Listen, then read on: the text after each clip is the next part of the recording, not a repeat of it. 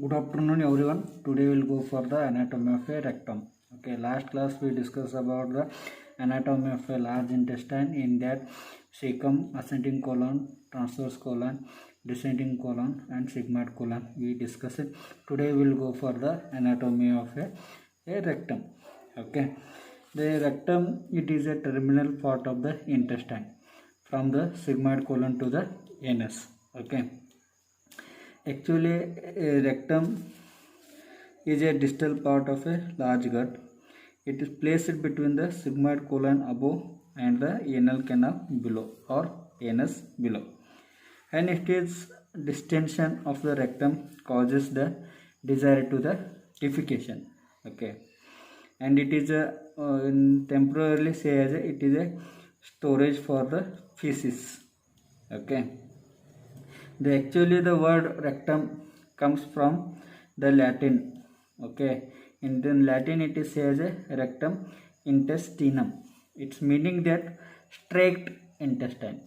Okay, in rectum in man is not as straight as a name implies. Okay, in fact it is curved in the anterior-posterior direction and also from the side to side. But in general, rectum, it is a name suggests as a straight intestine.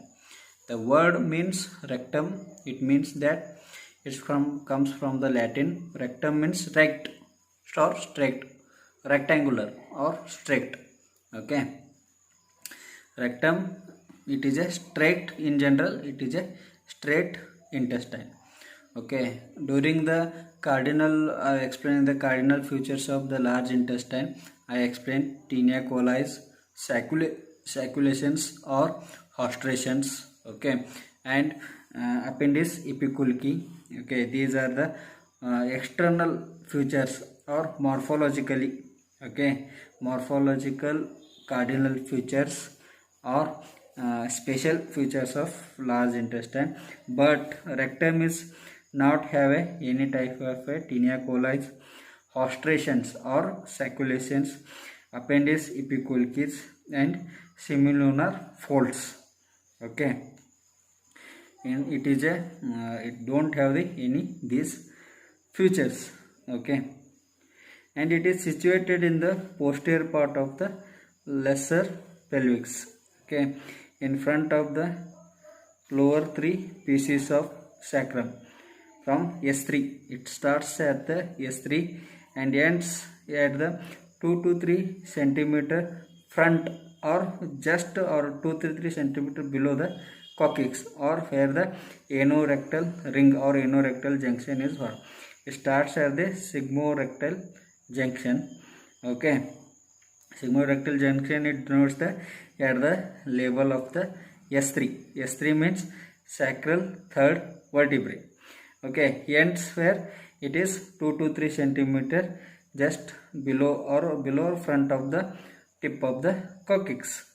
Okay, rectum, in general, rectum, it is a terminal part of the intestine from the sigmoid colon to the anus. The word rectum comes from the Latin. In Latin it is say as a rectum intestinum. It means that straight intestine, and rectum is follows the shape of a sacrum. Okay, you can go for the when it is dilated. Okay, or when it is distension of a rectum causes the desire to the defecation, and it is a temporary storage for the feces. Okay, you can go for the in general it is 12 in centimeter in length. Okay, and 4 centimeter in diameter. Okay, in general, in male, the apex of the prostate, it denotes the anorectal junction, and at the S3 level, okay, it denotes the beginning of the what rectum. Okay, go for the next slide. Okay, in introduction, in that it is a distal part of the large gut and the pelvic part of the alimentary tract. You can see here in this picture. Okay, this is a pelvis, this is a pelvic brim, and this is a lower part or outlet of a pelvic, lower part of the pelvic. Here you can see this is a, in general, in the intestine, this is a straight intestine.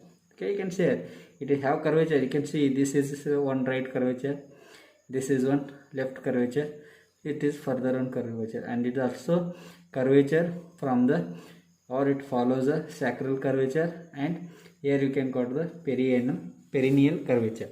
Okay, but in general it is say as a straight intestine because this is rectangle or rectal or straight intestine, you can say. And here also you can see that it is no have the any type of a, it is a look like a plain muscular bag, okay, of a large intestine. It don't have any tinea coli, it don't have any circulations, it don't have any appendix, epipulchis. Okay, you can see here. You can go for the next slide. How it is looking? It is a, you can see here it is looking straight in the lower pelvis. Okay, you can go for the rectum. Introduction. It is a terminal part of the large intestine before the anal colon. Cardinal features of large intestines are absent. Which are the cardinal features of the large intestine? Saculations or hostrations, tinea coli and epipulchi, appendices and semilunar folds. Length it is 12 centimeter. Diameter it is 4 centimeter. And lower part is dilated, and dilated part is say as a rectal ampulla, or any part of the intestine or dilated part of the any organ to say as in short, in that say as a ampulla. Okay, you also see in the when I study the anatomy of the duodenum, in that I will explain the ampulla of Vater. There also the dilated part of the can see as the bile duct and the pancreatic duct joins together and forms the dilated part. There also you can see the ampulla. Ampulla means it is a dilated part, and dilated part of the rectum is there, that is as a rectal ampulla. And it has the curvatures, the curved in both sagittal and coronal plane. Okay, sagittal means straight, coronal means this one. Functional, temporary storage of fecal matter, and distension causes the desire to the defecation. You can go for the next slide. And location, you can see in this picture. Okay, this is a sacrum. Okay, this is a sacrum. It begins at the level of the S3. Okay, ends just it is the tip of the coccyx. Okay, 2 to 3 centimeter below the tip of front and below the tip of the coccyx. This is a coccyx. Okay, and this is the S3. Okay, it begins at the level of the sacral third vertebra and ends 2 to 3 centimeter front and below the tip of the coccyx. You also say as a, it is starts at the sigmoido-rectal junction, ends at the anorectal junction. And anorectal junction, it denotes the what a, where the anorectal ring is there, or here is the apex. This is the apex of the prostate in male. It denotes the what, apex of the what, prostate. It denotes the anorectal ring, or at the end, lower end of the what, you can rectum. Okay, the posterior part of the lesser, it is where it is present, it is present at the posterior part of the lesser pelvis in front of lower 3 pieces of the sacrum and the coccyx. Okay, lower 3 sacrum, vertebrae and the coccyx. Okay, extent, it begins at the S3 means sacral third vertebra, lower end of the sigmoid mesocolon. Okay, and rectosigmoid junction. You can see here this is a rectosigmoid junction, this is the third vertebra, it starts here. Okay, and ends slightly, this is a coccyx, 2 to 3 centimeter in front of tip of coccyx. Okay, tip of coccyx and anorectal junction. Here you can got the anorectal junction. Okay, or I also say at the in the male at the level, this is the apex This is a prostate gland. Okay, the apex of the prostate, it denotes the end part of the our rectum or anorectal junction. Okay, you can go for the next slide. How it is courses? It is first downwards, okay, and backwards. It follows the sacral curvature, or it follows the sacrum. That's why it is comes downwards first, then goes backwards. Okay, because of that it has the flexure. Okay, and that flexure is sacral flexure, because it follow the sacrum. First it goes downwards and backwards. Okay, further it go downwards, then it will go move the forwards. Okay, and it has a three types, three way you can say. First downwards and backwards, further it will go downwards, further it will go downwards and forwards. Because of the forward curvature, forward movements, it has another one curvature. That curvature is say as a, or bending also say as a, flexure is say as a perineal flexure. Perineal flexure. Okay, you can see in this picture. Okay, it starts at the S3 level. Okay, most of surgeons consider the rectosigmoid junction to be the level of the sacral promontory. Okay, the surgeons have traditionally places the upper border of the rectum at the peritoneal reflection. You can see here, this is a peritoneal reflection. Okay, and anastomosis consider the rectosigmoid junction to be the located at the level of the S3.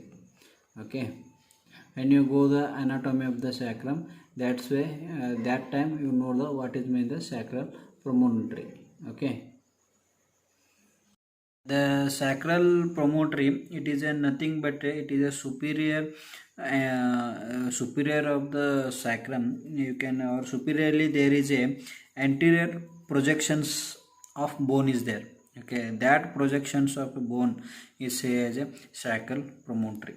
Okay, in general promontory means, okay, means protrusion of an organ or other body structures.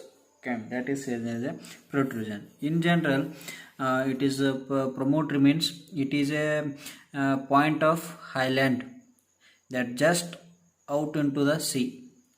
Okay, that what you can say, outed rock or point of the highland, that is as a promontory. In same way, in sacrum also there is a anteriorly or superiorly projection of a bone is there. That protuberance of a bony structure of a sacrum is say as a sacral promontory. Okay, the most surgeons consider as a rectosigmoid junction to be at the level of a sacral promontory. Okay, but anastomists consider as a at the level of the the sacral third vertebra. And surgeons have also, they traditionally place the sacrosigmoid junction upper border of the rectum at the peritoneal reflection. Here the peritoneum got the reflection. The rectum, it is partially covered by the peritoneum. It is also retroperitoneal and it is also extraperitoneal organ.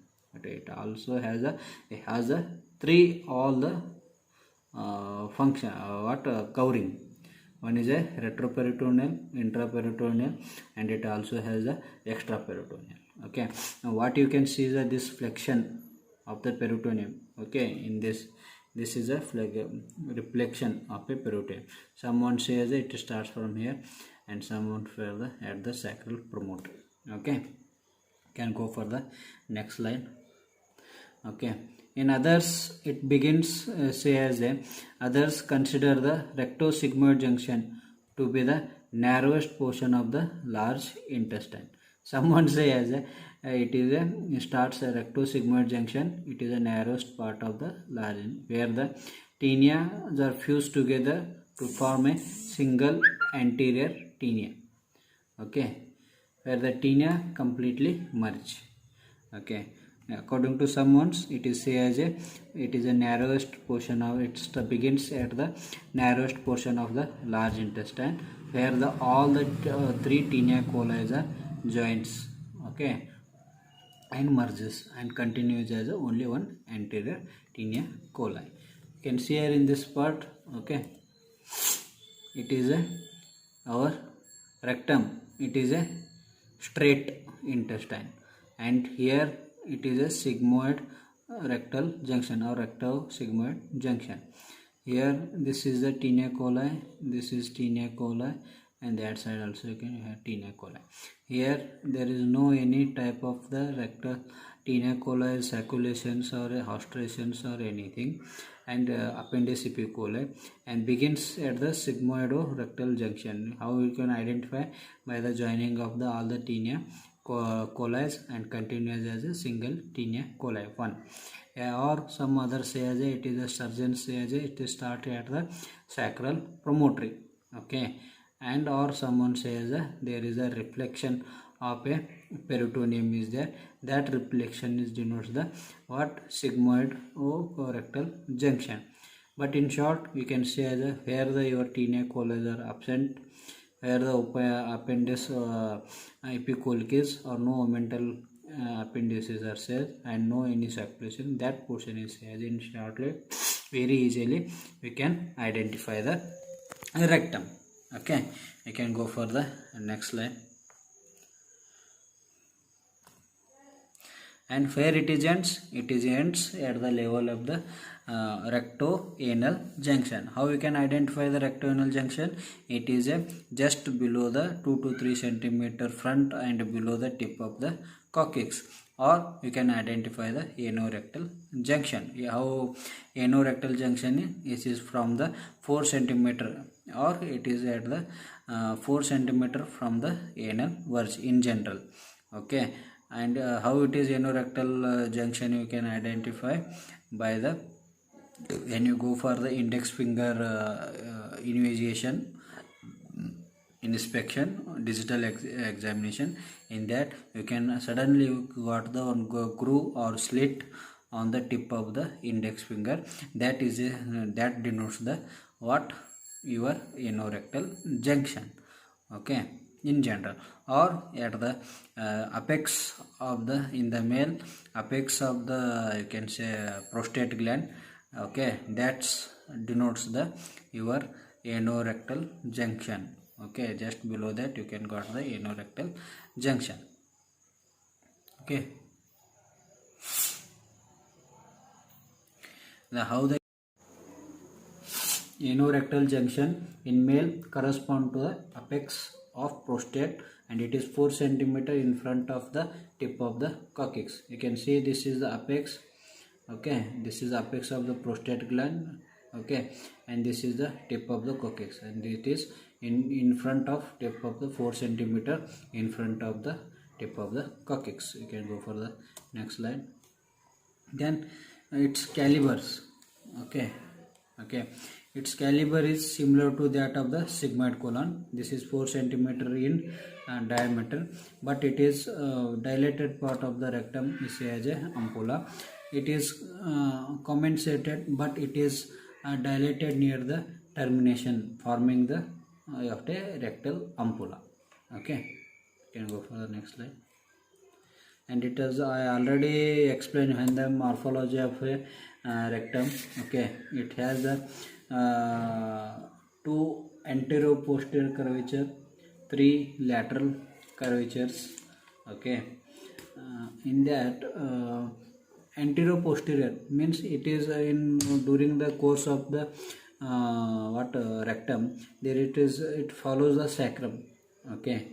And at first it is course during that it downwards and backwards. You can see here this is the sacrum, it follows the sacrum. First it is downwards and backwards, further it will go downwards, then it will go downwards and forwards. You can see here downwards and backwards, downwards, then downwards and forwards.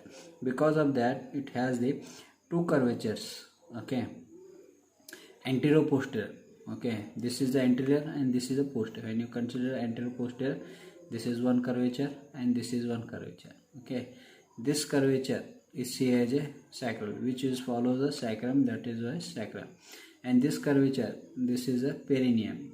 Okay, or perineal. Okay, this curvature comes just below the you can show floor of the this one. What? Perineum. Okay, or floor of the pelvis. It has a two curvatures. Or also is said as a anorectal flexure. The rectum is covered anterior posteriorly and laterally. It has anterior posteriorly. It is two types of curvatures. One is sacral or perineal. And the laterally it has a three. Okay, it is convex. First upper is convex to the right, middle is convex to the left, and lower is convex to the right. Like that, it has a lateral three curvatures. Now we can go for the first antero-posterior flexures. Flexures means curvature. There are two flexures. One is sacral flexure. It follows the curve of the sacrum and coccyx. Okay, this is the follow the sacrum and coccyx. And perineal flexure in the terminal part of the rectum. Okay, because it has to start the what? You can go for the next slide. Okay, in that you can see the two curvatures. Okay, you can see this. Okay, these are the some curvatures. Okay, this is a sacral flexure, is convex backwards. Okay, and perineal, this is a perineal flexure. This is convex forward.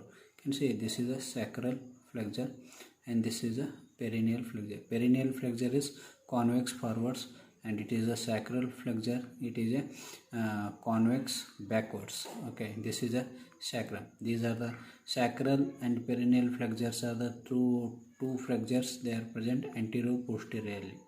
Okay, this is, you can see this is a sacral flexure and this is a perineal flexure. Okay, coronal means transverse. Okay, it is the, you can see here in this picture clearly. This is a sacral flexure. Okay, this is convex to the backwards and this is a perineal flexure. This is convex forwards. Okay, and these are the coronal flexures or lateral flexures. Okay, this is a upper right flexure and this is a middle left curvature.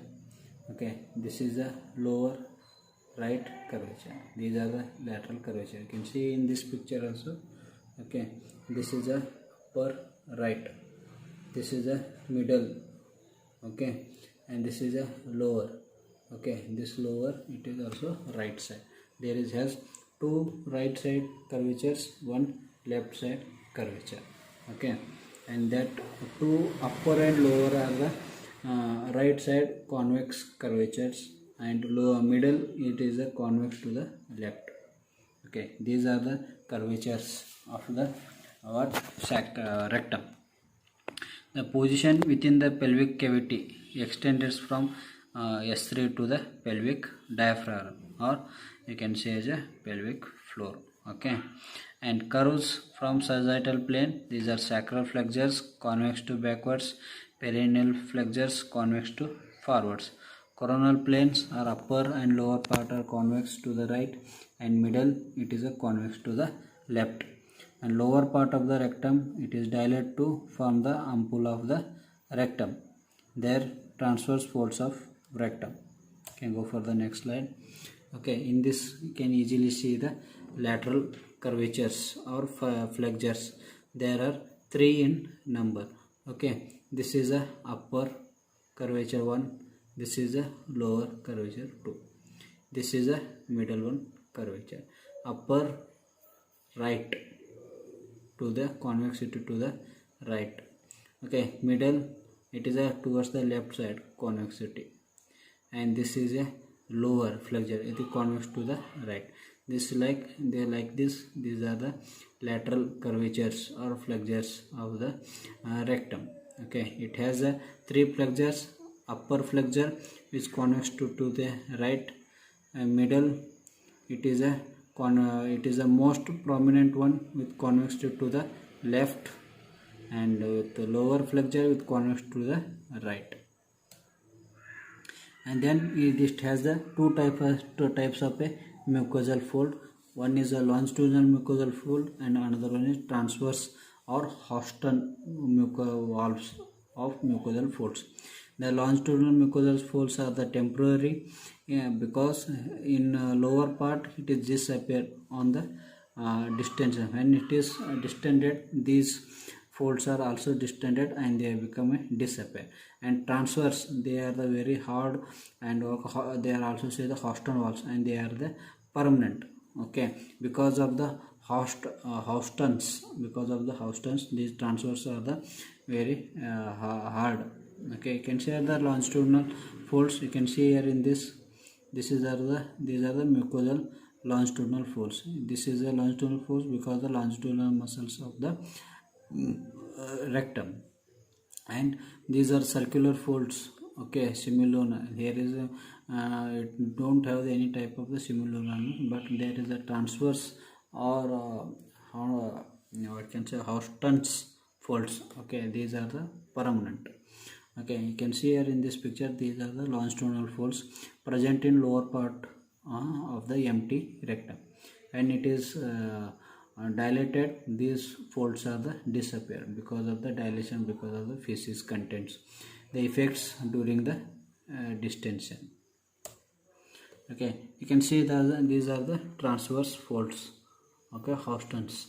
Okay, transverse folds or Houston's walls, or these are say as a plica transverse recti. Okay, these are the because of their circular musculature marked in rectal distension also. The superior fold at begins of the rectum, okay, and projects from the right or to the left wall. The middle fold above the rectal ampulla, that projects from the anterior right wall, largest and most constant, and inferior it is 2.5 cm below the middle fold and projects from the left wall variable. Occasionally fourth fold also is about 2.5 cm above the middle fold and projects from the left. You can see here in this picture clearly. Okay, this is the upper fold, this is the middle fold, and this is the lower fold.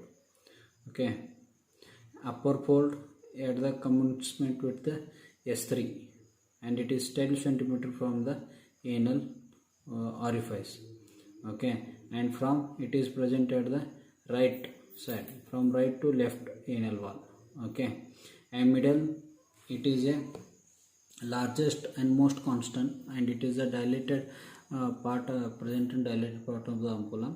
It projects from right wall, and it is present at junction of upper 2/3 and lower 1/3 and 5 cm above the anal margin.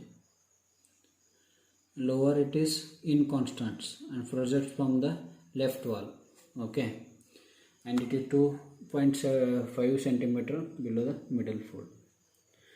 Okay, can see this is the upper, this denotes the rectosigmoid junction, and this is only these folds are help in the during the sigmoidoscopy, okay, or colonoscopy, to the measure the length and where the what is the pathology is there. Because of that identification purpose, these need the knowing the anatomy of these folds are very important. Because of that we know the length of the rectum. The upper is denotes the rectosigmoid junction, and it is 12 cm from the anal verge. This is the anal verge, and this length is from the 12 cm, and it is from the right left to anterior anal wall. Okay, middle it is a largest. Okay, this is a largest and most constant, project from the right wall. Okay, projects from the right wall, and it at junction of the upper 2/3 with lower 1/3, and it is 5 cm from the anal margin, and lower one it is a inconstant project from the left wall. Okay, and it is 2.5 centimeter below the middle fold. Okay, like that. These are the folds, transverse mucosal folds of our rectum. You can go for the peritoneal relationship. I already told this is it is also has a extra peritoneal organ, also it is a retroperitoneal, it also has a intraperitoneal organ. Okay, the superior 1/3 of the rectum is covered by the peritoneum. You can see here in this picture, this is a peritoneum. Okay, and here you can got the reflection of the peritoneum. Okay, this is a peritoneum. Okay, superior 1/3 of the rectum is covered by the peritoneum on the anterior and lateral surface. Middle 1/3 of the rectum is covered by peritoneum on the anterior surface. Okay, you can see upper 1/3 it is covered by the anterior and lateral surface. This is the lateral surface and this is the anterior surface on the both the side, but posterior surface is not covered by the peritoneum. And the middle 1/3 it is only covered by the anteriorly. Here you can see here it covers the whole, but here it is covered only 1/3. Means only one side, and inferior here. Okay, perineal reflection here is there. Okay, that is divide of the peritoneum. Okay, like that. Subperitoneal, you can say the subperitoneal or extraperitoneal. Sub means below the peritoneum. I already told that when the anatomy of the peritoneum, that time I will say this one, what is meant by retroperitoneal, what is meant by intraperitoneum, and what is meant by subperitoneum, what is meant by extraperitoneum, and what is meant by the infraperitoneum. Okay, in this picture you can clearly see the anterior upper 1/3 is covered by the anteriorly and laterally, and this is the posterior. It is say as a mesocolon. Okay, and middle. Okay, middle 1/3, this part, it is only covers the anteriorly, not by the laterally. Here it is say as a reflection of a peritoneum is occur, and lower 1/3 is the divide of the peritoneum. You can this clearly see. This is anteriorly also cover the peritoneum, laterally also cover the peritoneum, but here in this portion you can see here only anteriorly is cover the peritoneum. Here just below this pouch, here is divide of peritoneum. Upper 2/3 by the peritoneum and non-peritoneum, and this is the anterior side and this is the posterior side. You can see as in the lower rectum divide of the peritoneum. Mid rectum it is peritoneum slightly covers, and high rectum it is peritoneal covering anterior and lateral wall. Okay, like that there is a peritoneum covering is there. Okay, you can go for the next slide. There is another one thing is very important during the surgery and surgical anatomy, and during the when the C of a rectum is there. Okay, or C of a prostate or C of a bladder, like that there. Okay, that time you know the what is meant by the or what is the importance of a Deneuvilliers and Walder's. Okay, fascias. These are the Walder's fascia is present between the sacrum and rectum, in between the sacrum and rectum. Okay, and Deneuvilliers fascia, it is present in between the rectum, prostate, in between the rectum, prostate and urinary bladder. Okay,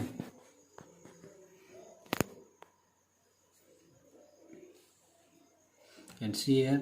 Okay, anteriorly the fascia is present in between the this is a bladder, this is a prostate, and this is a fascia. And this is fascia, it separates the rectum from the prostate and urinary bladder, and it is present anteriorly. That is say as a rectogenital fascia or Deneuvilliers fascia. Okay, the fascia is present between the rectum and sacrum and coccyx and posteriorly. That is also say as a rectosacral fascia. That rectosacral fascia is say as a Walder's fascia. The sacral fascia also is say as a presacral fascia. That is a pelvic fascia, right? and rectal proper fascia, the fascia propria and viscera fascia. Okay, in this picture you can see as a, this is our rectum. Okay, this is a bladder. Okay, and here you can see the in between the bladder and rectum there is one fascia is there, that fascia is as a denuvulus fascia, and in between the, this is a rectum and this is a sacral, and this fascia is as a what as a presacral fascia, this is as a what a our Walder's fascia. Okay, the fascia of denuvulus, it is anterior to the rectum or rectoprostatic fascia in male. In female, the denuvulus fascia being often scant and difficult to identify. Okay, the Walder's fascia, the presacral fascia, pre means before sacral fascia, lines the anterior aspect of the sacrum and closes the sacral vessels and the nerves. There is that Walder's fascia also. There is the retrorectal space, in that it covers the Walder's fascia, supralevator space, levator ani face, deep prostate space, and this Walder fascia and this denuvulus fascia, they have the very important surgical importance, and these fascia are fully filled with the fat post Walder's fascia, because it forms the Cushing's to the rectum. Okay, you can see in this picture. Okay, this is our Walder's. Okay, and this is filled with the fat, or it is also mesocolon, and this is our Walder's pre-sacral fascia, and this is as a, what you can say as a Walder's fascia, and this is a denuvulus fascia. This is a prostate, this is a bladder, and there you can call it fascia.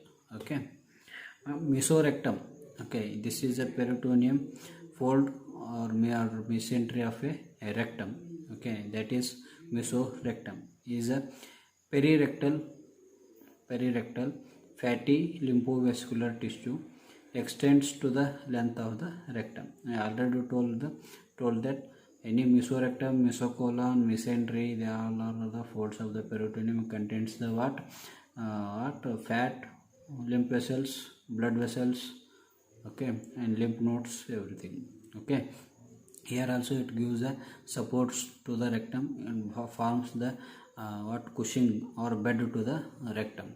Okay, the mesorectum encases the rectum as a thick Cushing, mainly posteriorly and laterally. You can see here in this is a mesocolon, and this is filled with the fat. Okay, this is mesocolon. Okay, this is the mesentery of the rectum. Okay, and it is mainly contains the fat and lymph nodes, lymph vessels and blood vessels. Okay, and it is present posteriorly and laterally, and it forms the Cushing's to the rectum. Okay, fascia around the rectum. Okay, the applied anatomy of the denuvulus fascia and Walder's fascia. Okay, the posterior of the rectum is invested with the thick, closely applied mesorectum. A thin layer of investing fascia propria, coats the mesorectum and represent the distinct layer from the presacral fascia against which it lies. During the proctectomy for rectal cancer, mobilization and distension of the rectum proceeds between the presacral fascia and the fascia propria. Okay, then visceral relations. Okay, this is a rectum. Anteriorly, you got in males upper 2/3 of the rectum. This is a this is the retrovesical pouch coils that contains the coils of ileum and sigmoid colon. Okay, and lower 1/3 is fundus or base of the urinary bladder. This is a urinary bladder. Terminal part of the ureters. This is the ureter, and this is a prostate, seminal vesicles, and ductus deferens. Okay, or vas deferens and prostate. Okay, this is present in the anteriorly to the in the male. Upper by the coils of ileum, sigmoid colon and rectovesical page. Recto means rectum, vesical means bladder. Okay, and this is a rectovesical pouch. In between these two there is pouch is there, or peritoneal folding is there, that folds out. This is a rectovesical pouch. Okay, and lower one third, this is a ureter, vas deferens, seminal vesicles, bladder, prostate. Okay, can add the anterior, and posteriorly you can see the sacrum. Okay, and the fat or mesocolon.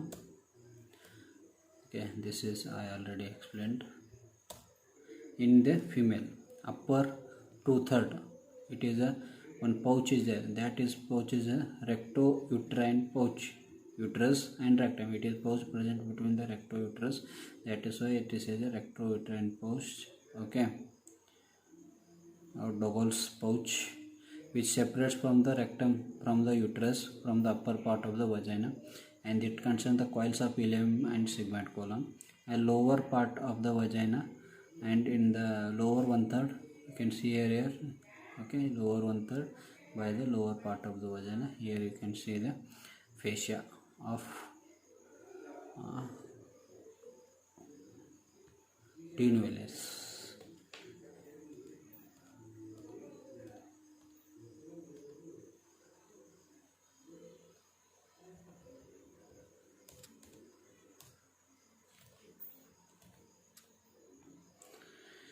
This is a relationship, recto-uterine pouch, lower part of the vagina, posteriorly mesocolon.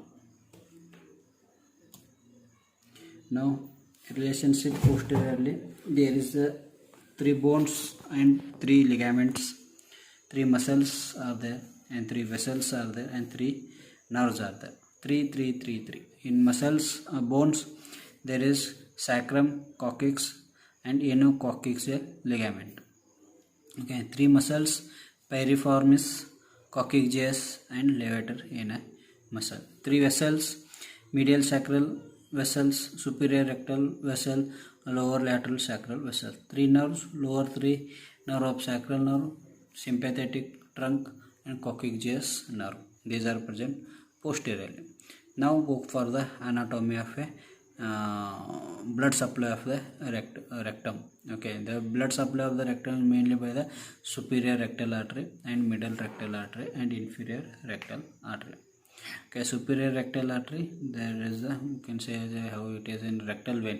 Actually hemorrhoids are nothing but the engagements of a superior rectal vein, but it also have the some blood vessels, that is superior rectal artery. Superior rectal artery is a branch of a inferior mesenteric artery. Okay, these are present like a 3 o'clock, 7 o'clock, 11 o'clock Cushing's. Okay, and middle rectal artery and inferior rectal artery. Okay, middle rectal artery, it is a branch of a internal iliac artery. Okay, and internal rectal artery, it is a rectal artery branch of a pudendal artery. Okay, it is mainly supplied by the superior rectal artery. Superior rectal artery is a branch of a inferior mesenteric artery. Okay, this is about our blood supply mainly by the superior, middle and inferior rectal artery. Superior rectal artery, it is a branch of a inferior mesenteric artery, and middle rectal artery, it is a branch of a internal iliac artery. Okay, and inferior rectal artery, it is a branch of internal pudendal artery. In the perineum, it is anastomosis with the middle rectal artery at the anorectal junction. You can see here like that, superior rectal artery, middle rectal artery in that internal iliac artery, and this is a inferior rectal artery. This is the inferior rectal artery, it is a branch of pudendal.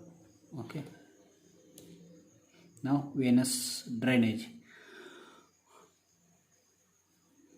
It is a continuation of a inferior mesenteric artery. It gives the three branches at 3, 7 and 11 o'clock, because there are the Cushings are there. Cushings are nothing but there is a mucosal fold.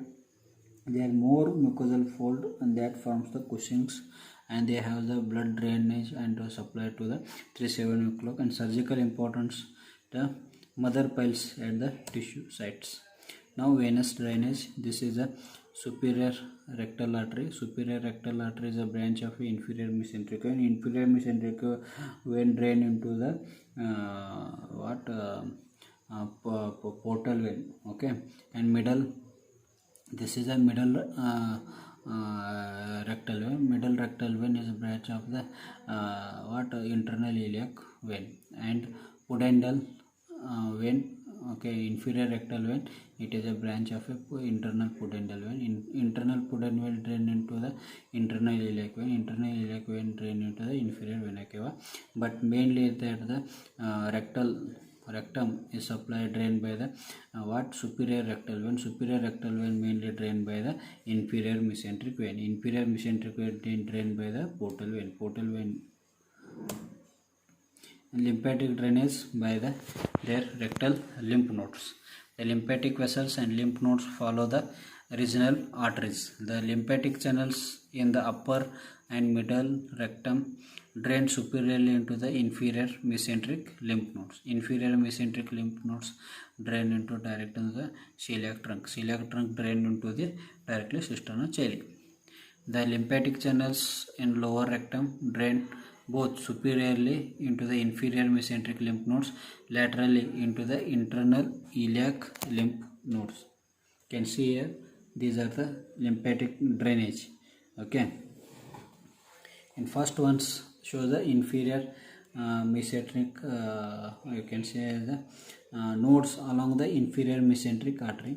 Second one, you can say the superior rectal artery that comes with the you can say as a internal common iliac artery. Second one is superior rectal. Third one is common iliac artery, that common iliac lymph nodes. External iliac artery, that same like as a blood flow, it will drain the this one. And these are the perirectal nodes. Okay, these are the perirectal. It is peri means surrounds or around the rectum, that's why it is as a perirectal. And these are say as a mesenteric. Okay, and these lymph nodes are along the common iliac vessels. Okay, and these are the internal iliac nodes, and these are the external iliac lymph nodes, and these are the obturator nodes. These are all perirectal lymph nodes. Okay, this black color what you can see. Okay, first one is the iliac. These are the perirectal. These are the iliac. Okay, internal, then internal iliac, external iliac, obturator, like that. This is the whole rectum is drained by like that. All are drained into the superior inferior mesenteric lymph nodes. You can see here, lateral by pathway of the superior inguinal lymph nodes, middle one by the iliac lymph nodes, and directly by the superior rectal lymph nodes or inferior mesenteric lymph nodes, like that. They have the three type of lymphatic drainage, mainly just below the pectinate line by the inguinal lymph nodes, at the rectum, middle part of the rectum is drained by the two, one mainly by the inferior mesenteric and second one by the middle rectal lymph node. Now nerve supply, sympathetic, parasympathetic, and distension by the parasympathetic nerve, sympathetic by the L1 to L2, parasympathetic by the S2 and S4, and it has the both PNA. But this is about the rectal ring, anorectal ring and sling. Okay, now applied anatomy, there is a rectal prolapse. Okay, megacolon, you can say as a megacolon. There is a nerve endings, absence of the nerve ending. Because of that, there is dilation of your rectum. Mega means big colon. Okay, megacolon, you can say as a megacolon also. Megacolon. Okay, there are so many CA of the rectum. Okay, papilloma, papillae of the at the rectum. Okay, tumors in the rectum. Okay, these are the applied anatomy of a rectum. And another one is rupture of or injury to the anorectal ring that cause the incontinence of a stool. Okay, these are so many applied anatomy of the anal canal rectum is there. Okay, thank you very much.